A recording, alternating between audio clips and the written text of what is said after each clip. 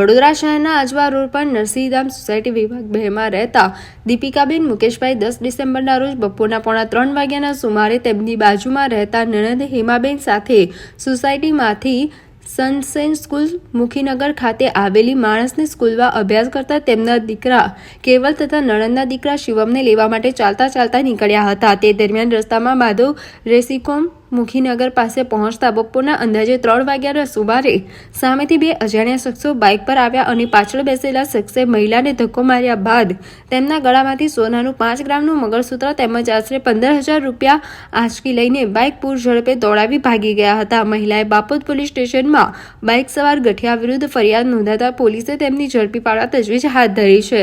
મેં સ્કૂલે મારા છોકરાને લેવા જતી હતી અને સામેથી 2 બાઇકવાળા આવ્યા, મંગળસૂત્ર લઈને ભાગ્યા। 5 ગ્રામનું મંગળસૂત્ર નરસિંહધામમાં રહું છું। મારું નામ દીપિકા છે। હા, ખરી। અહીંયા વાત દીપિકા મુકુંદભાઈ સોલંકી।